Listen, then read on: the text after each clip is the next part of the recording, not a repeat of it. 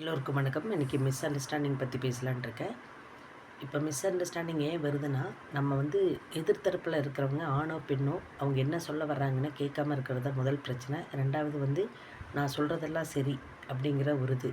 நான் தான் கரெக்டு, நீ சொல்கிறதெல்லாம் வந்து பொய் அப்படிங்கிற அந்த ஒரு ஆர்கியூமெண்ட்ஸ் அதே வந்து மிஸ் அண்டர்ஸ்டாண்டிங் காரணமாக இருக்குது.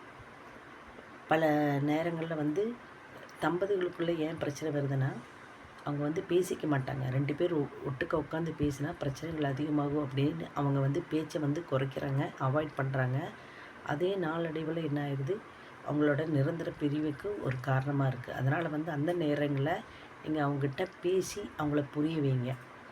2வது பார்த்திங்கன்னா, நம்ம வந்து நம்ம விரல்களில் அதாவது விரல்களில் வந்து நகம் வந்து நீளமாக வளரும்போது நம்ம வந்து அதை வெட்டி வீசுவோம்.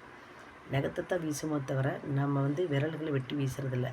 அப்போ உங்களுக்கு மிஸ் அண்டர்ஸ்டாண்டிங் வர டைமில் உங்கள் ஈகோங்கிற அந்த அந்த 3 எழுத்து எடுத்து நீங்கள் வீசினாலே உங்களோட பாதி பிரச்சனை முடிஞ்சிடும். இப்போ வந்து நம்ம ஒருத்தருக்கு ஃபோன் பண்ணுறோம். அந்த எதிர்த்தரப்பு அவங்க வந்து முதல் தடவை நம்ம கூப்பிடும்போது பிஸி, 2வது தடவை கூப்பிடும்போது பிஸி, 3வது தடவை கூப்பிடும்போது பிஸி. அப்போ நம்ம மனசில் என்ன தோணுதுன்னா, அவங்க வந்து நம்ம அவாய்ட் பண்ணுறாங்க. நம்மளை விட வந்து யாரோ ஒருத்தருக்கு வந்து முக்கியத்துவம் கொடுத்துருக்காங்க. நம்மளை வந்து அவாய்ட் பண்ணிவிட்டு அவங்க கூட புதிய நட்போ இல்லை வந்து புதிய ரிலேஷன்ஷிப்போ வச்சுருக்காங்க. இப்படித்தான் பிரச்சனைகள் அதிகமாகும். அப்போ மேக்ஸிமம் ஒரு ஃபோன் கால் பண்ணும்போது பிஸியாக இருந்தால் நீங்கள் அவங்ககிட்ட யாரோ ஒருத்தர்கிட்ட நீங்கள் பேசி முடித்த உடனே இவங்களை கூப்பிட்டு நீங்கள் வந்து அதுக்கான விளக்கம் கொடுங்க. யார் கூட பேசிகிட்டு இருந்தீங்க, எதனால் பேசுனீங்க, எதனால் வந்து உன் ஃபோன் கால் அட்டன் பண்ண முடியல, இப்படி பேசிக் விஷயம் சொன்னாலே பல பிரச்சனைகள் ஒரு முடிவுக்கு வரும். அதே மாதிரி அதுக்கு மீறின 3வது விஷயம் என்னென்னா நம்பிக்கை. ஒருத்தர் வந்து இவங்க வந்து பேசினாலும் என் மேலே அன்பாக இருக்காங்க, பாசமாக இருக்காங்க, என்னை விட்டு போக மாட்டாங்க அப்படிங்கிற ஒரு தாட்ஸ் இருந்தாலே போதும்.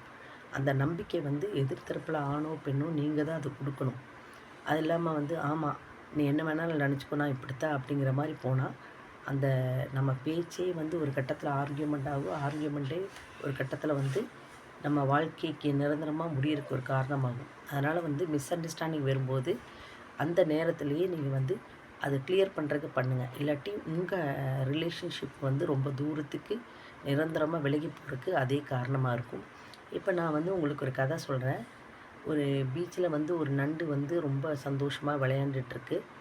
அது ஏன் வந்து சந்தோஷமாக விளையாண்டுட்டுருக்குன்னா, அது மணலில் நடந்துட்டு இருக்கும்போது அதோட ஃபுட் பிரிண்ட் அந்த சுவடுகள்லாம் வந்து பதிஞ்சிட்ருக்கும்போது பயங்கர டிசைன்ஸ் எல்லாம் தெரியும். நிறைய டிசைன்ஸாக தெரியும்போது இது வந்து இதுக்கு சந்தோஷம்.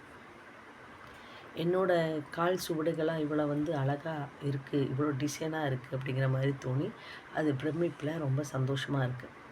ஒரு கட்டத்தில் பார்த்திங்கன்னா பெரிய அலை வந்து அதோட அந்த ஃபுட் பிரிண்ட்ஸ் எல்லாம் மணலிருந்து அழிஞ்சு போயிடுது. அப்போ வந்து நண்டுக்கு பயங்கர கோபம். நான் நண்பனாக நினச்சிட்டு இருந்த அந்த அலை வந்து எல்லாம் அடிச்சுட்டு போயிடுச்சு, என்ன சந்தோஷமாக இருக்கிறத வந்து அலைக்கு பிடிக்கல அப்படிங்கிற மாதிரி கோவப்படுது.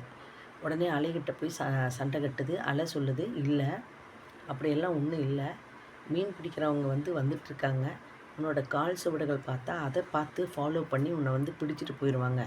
அந்த நல்ல எண்ணத்தில் தான் நான் வந்து தண்ணி வச்சு எல்லாமே அடித்து அலையாக வந்து எல்லாம் அழிச்சிட்டு போனேன் அப்படின்னு மாதிரி அது விளக்கம் சொல்லுது.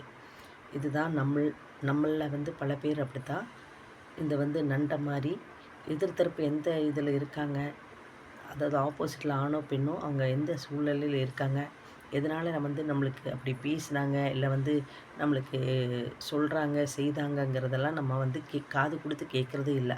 நான் சொல்கிறது தான் கரெக்ட் அப்படிங்கிறதுனால தான் குடும்பத்துலேயும் சரி, அதாவது நட்புலேயும் சரி, அதே மாதிரி லவ்வர்ஸ் கடையிலும் பிரச்சனை வர்றதுக்கு காரணம்.